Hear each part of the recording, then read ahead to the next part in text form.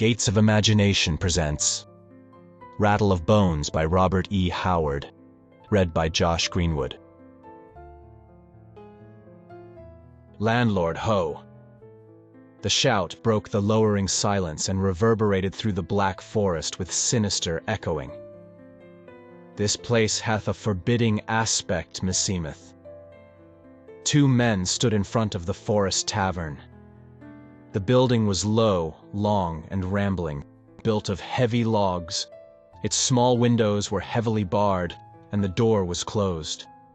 Above the door, its sinister sign showed faintly: a cleft skull. This door swung slowly open, and a bearded face peered out. The owner of the face stepped back and motioned his guests to enter, with a grudging gesture, it seemed. A candle gleamed on a table. A flame smoldered in the fireplace. "Your names?" "Solomon Kane," said the taller man briefly. "Gaston Larmont," the other spoke curtly. "But what is that to you?" "Strangers are few in the Black Forest," grunted the host. "Bandits many. Sit at yonder table and I will bring food." The two men sat down, with the bearing of men who have traveled far. One was a tall, gaunt man, clad in a featherless hat and somber black garments, which set off the dark pallor of his forbidding face. The other was of a different type entirely, bedecked with lace and plumes, although his finery was somewhat stained from travel. He was handsome in a bold way, and his restless eyes shifted from side to side, never still an instant. The host brought wine and food to the rough-hewn table, and then stood back in the shadows, like a somber image. His features, now receding into vagueness, now luridly etched in the firelight as it leaped and flickered, were masked in a beard which seemed almost animal-like in thickness. A great nose curved above this beard, and two small red eyes stared unblinkingly at his guests. "Who are you?" suddenly asked the younger man. "I am the host of the Cleft Skull Tavern," sullenly replied the other. His tone seemed to challenge his questioner to ask further. "Do you have many guests?" Larmont pursued. "Few come twice," the host grunted. Kane started and glanced up straight into those small red eyes, as if he sought for some hidden meaning in the host's words. The flaming eyes seemed to dilate, then dropped sullenly before the Englishman's cold stare. "I'm for bed," said Kane abruptly, bringing his meal to a close. "I must take up my journey by daylight." "And I," added the Frenchman. "Host, show us to our chambers." Black shadows wavered on the walls as the two followed their silent host down a long, dark hall. The stocky, broad body of their guide seemed to grow and expand in the light of the small candle which he carried, throwing a long, grim shadow behind him.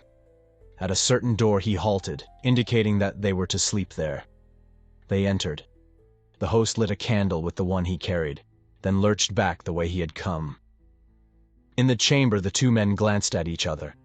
The only furnishings of the room were a couple of bunks, a chair or two, and a heavy table.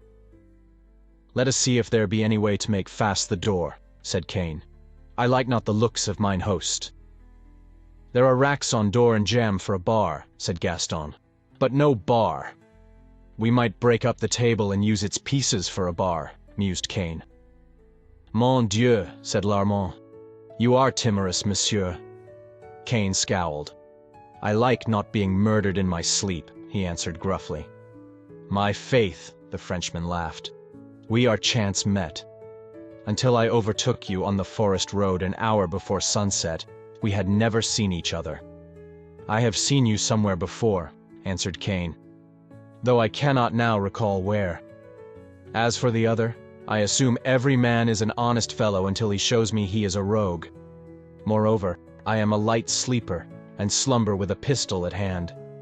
The Frenchman laughed again. "I was wondering how monsieur could bring himself to sleep in the room with a stranger. Ha! Ha! All right, Monsieur Englishman, let us go forth and take a bar from one of the other rooms." Taking the candle with them, they went into the corridor.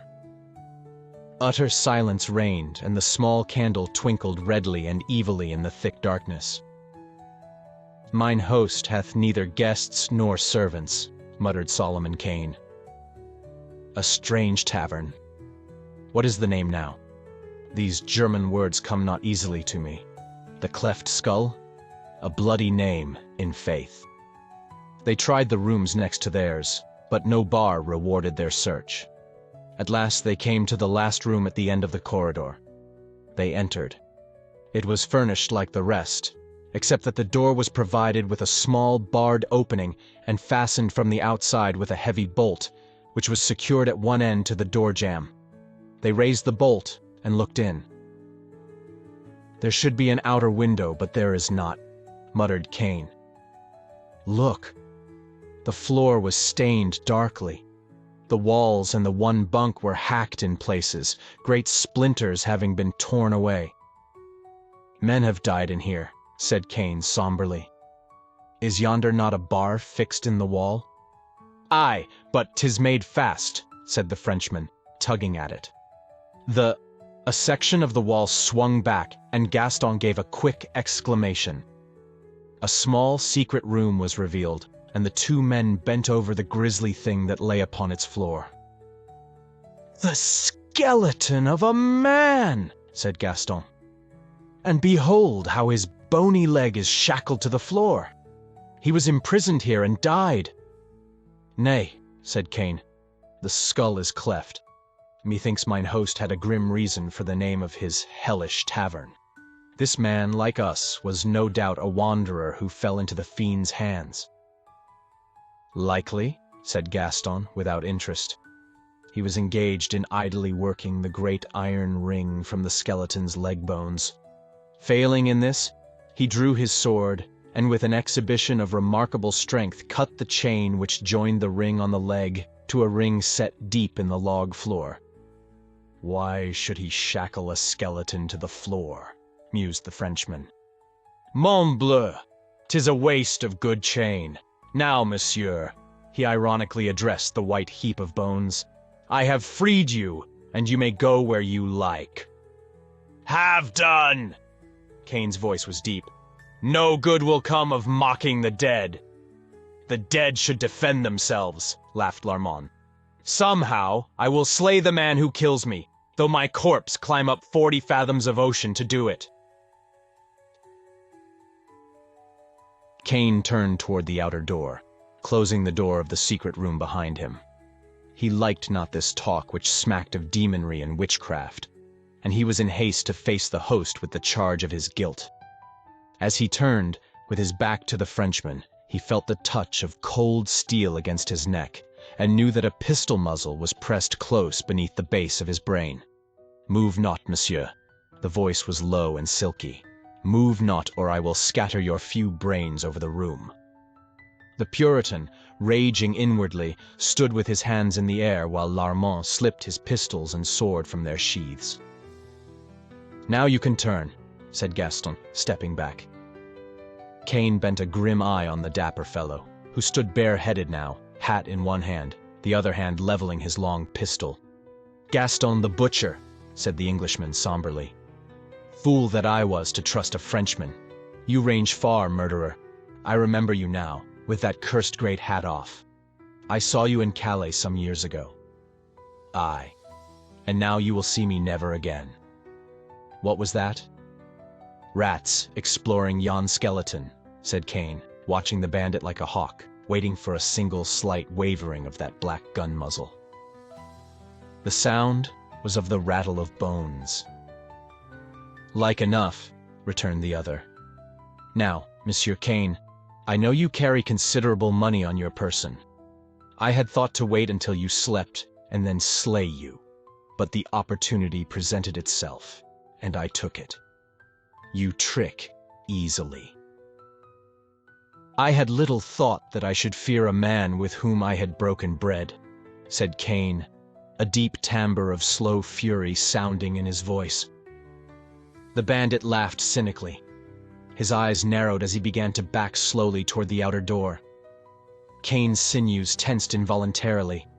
He gathered himself like a giant wolf about to launch himself in a death leap. But Gaston's hand was like a rock, and the pistol never trembled. "We will have no death plunges after the shot," said Gaston. "Stand still, monsieur. I have seen men killed by dying men, and I wish to have distance enough between us to preclude that possibility. My faith, I will shoot, you will roar and charge, but you will die before you reach me with your bare hands. And mine host will have another skeleton in his secret niche. That is, if I do not kill him myself. The fool knows me not, nor I him, moreover." The Frenchman was in the doorway now, sighting along the barrel. The candle, which had been stuck in a niche on the wall, shed a weird and flickering light, which did not extend past the doorway. And with the suddenness of death, from the darkness behind Gaston's back, a broad, vague form rose up, and a gleaming blade swept down. The Frenchman went to his knees like a butchered ox, his brains spilling from his cleft skull. Above him towered the figure of the host, a wild and terrible spectacle, still holding the hanger with which he had slain the bandit. "Ho! Ho!" he roared. "Back!" Kane had leaped forward as Gaston fell, but the host thrust into his very face a long pistol which he held in his left hand. "Back!" he repeated in a tigerish roar, and Kane retreated from the menacing weapon and the insanity in the red eyes. The Englishman stood silent, his flesh crawling as he sensed a deeper and more hideous threat than the Frenchman had offered. There was something inhuman about this man, who now swayed to and fro like some great forest beast, while his mirthless laughter boomed out again. "Gaston the Butcher!" he shouted, kicking the corpse at his feet. "Ho! Ho! My fine brigand will hunt no more. I had heard of this fool who roamed the Black Forest. He wished gold and he found death. Now your gold shall be mine, and more than gold, vengeance. I am no foe of yours," Kane spoke calmly. "All men are my foes. Look, the marks on my wrists. See, the marks on my ankles, and deep in my back, the kiss of the knout, and deep in my brain, the wounds of the years of the cold, silent cells where I lay as punishment for a crime I never committed." The voice broke in a hideous, grotesque sob. Kane made no answer. This man was not the first he had seen whose brain had shattered amid the horrors of the terrible continental prisons. "But I escaped!" The scream rose triumphantly. "And here I make war on all men." What was that? Did Kane see a flash of fear in those hideous eyes?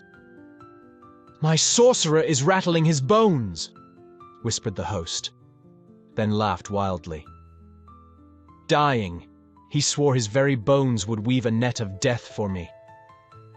I shackled his corpse to the floor, and now, deep in the night, I hear his bare skeleton clash and rattle as he seeks to be free, and I laugh. I laugh! Ho, ho! How he yearns to rise and stalk like old King Death along these dark corridors when I sleep, to slay me in my bed." Suddenly the insane eyes flared hideously. "You were in that secret room, you and this dead fool. Did he talk to you?" Kane shuddered in spite of himself. Was it insanity, or did he actually hear the faint rattle of bones, as if the skeleton had moved slightly? Kane shrugged his shoulders. Rats will even tug at dusty bones. The host was laughing again. He sidled around Kane, keeping the Englishman always covered, and with his free hand opened the door. All was darkness within, so that Kane could not even see the glimmer of the bones on the floor. "All men are my foes," mumbled the host, in the incoherent manner of the insane. "Why should I spare any man? Who lifted a hand to my aid when I lay for years in the vile dungeons of Karlsruhe, and for a deed never proven? Something happened to my brain then. I became as a wolf, a brother to these of the Black Forest to which I fled when I escaped. They have feasted, my brothers, on all who lay in my tavern, all except this one, who now clashes his bones, this magician from Russia. Lest he come stalking back through the black shadows when night is over the world, and slay me, for who may slay the dead? I stripped his bones and shackled him. His sorcery was not powerful enough to save him from me, but all men know that a dead magician is more evil than a living one. Move not, Englishman. Your bones I shall leave in this secret room beside this one too. The maniac was standing partly in the doorway of the secret room now, his weapons still menacing Kane. Suddenly, he seemed to topple backward and vanished in the darkness. And at the same instant, a vagrant gust of wind swept down the outer corridor and slammed the door shut behind him. The candle on the wall flickered and went out. Kane's groping hands, sweeping over the floor, found a pistol, and he straightened, facing the door where the maniac had vanished.